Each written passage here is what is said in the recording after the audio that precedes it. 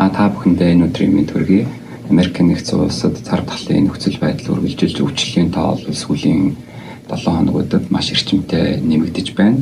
За шинээр бэлэрч бүртгэгдэж буй өвчлөлийн тоо 2021 оны 1 сард бол 300 мянгад хүрчээсэн өдөрт гэвч бол вакцинжуулалт эрчимтэй явагдсны дунд 2021 оны 6 сар гэхэд бол энэ тоо өдөрт 10,000 болтлоо буурсан байгаа дунджаар.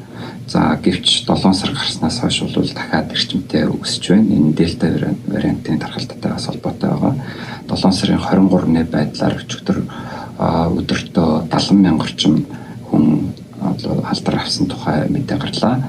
За энэ үзүүлэлтийг өнгөрсөн 7 хоногтой харьцуулах юм бол 65%-аар 2-7 хоногийн өмнөхтэй харьцуулах юм бол 3 дахин нэмэгдсэн гэсэн ийм судалгаа байна. За Америк нэгдсэн улс хүн амаа вакцинжуулалтад бол эрчимтэй хамруулж байна. Тус улсад Moderna, Pfizer, Johnson & Johnson гэдэг 3 вакциныг бол хийж байгаа.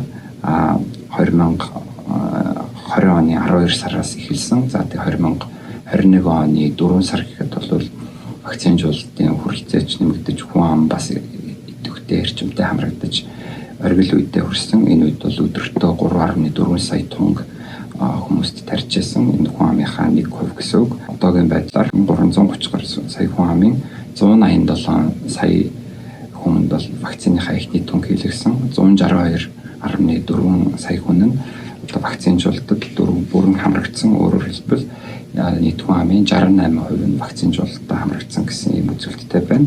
Одоогийн байдлаар ковидтэй улмаас эмнэлэгт хэвтэж байгаа хүмүүсийн 97%, нас барж байгаа хүмүүсийн 99.5% нь вакцинжуулалтад хамрагдаагүй хүмүүс байна гэдэг мэдээллийг бол Америк нэгдсэн улсын Surgeon General буюу ерөнхий эмч нь бол өгсөн байна.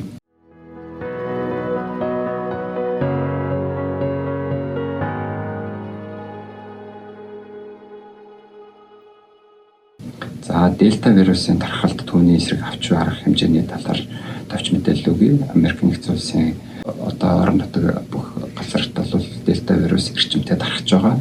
7 сарын 3-ны байдлаар энэ улсад илэрчээсэн коронавирусын 50% нь бол дельта хувилбар байсан бол өчигдрийн байдлаар энэ 83% болж нэмэгдсэн юм үзүүлэлттэй байгааг энэ өвчнийг хянах урьдчилан сэргийлэх төвөөс бол мэдээлэл болгоод байна. За дельта вирус эрчимтэй явж байгаатай холбогдуулаад бол тус улсын засаг захиргааны өндөр албан тушаалтнууд халдвар хамгаалалт одоо хязгаарлалтын дэглэмийг сэргээх шаардлага гарч болцсошгүй гэдэг мэдээлэл одоо яриа хэлцээ хийж байгаа тухай ярьж байна. Гэвч бол засаг захиргаа ерөнхийлөгч Байдны зүгээс хязгаарлалтыг одоо халдварын хамгаалалтын хязгаарлалтыг карантин зэрэг арга хэмжээг авахаас илүүтэйгээр хүн амаа вакцинжуулах нь илүү үр дүнтэй. Иймээс ард иргэд маань вакциндаа идэвхтэй хамрагдаач гэдэг тийм мэдээллийг өгч байна. Мэдээлэлээр бол бас одоо цар тахал ялангуяа энэ дельта хувилбартай холбоотойгоор pandemic is only in the unvaccinated буюу цар тахлын зөвхөн вакцинд хамрагдаагүй иргэдэд одоо илүү хүчтэй тусч байна гэдэг мэдээлэл явж байна. Үүнтэй холбоотой болоод ард иргэд бол маш эрчимтэй вакцинд бол одоо хамрагдаач гэдэг мэдээллийг бүх шатандаа бол идэвхтэй түгээж байгаа.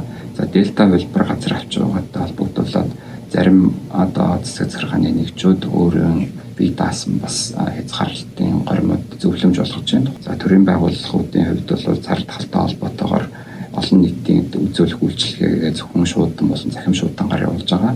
За ажилтнууд нь бол зөвхөн одоо зайлшгүй шаардлагатай хүмүүс нь оффистаа ажиллаж ихэнх нь бол гэрээсээ ажиллаж байна. За тухайлбал төрийн департаментийн хувьд бол энэ оныг дуустал гадны тухайн төлөөлөгчийн газрын хүмүүсийг гэсэн оролцуулаад одоо биечлэн хүлээж авахгүй гэдэг ийм зохицуулттайгаар бол ажиллаж байгаа.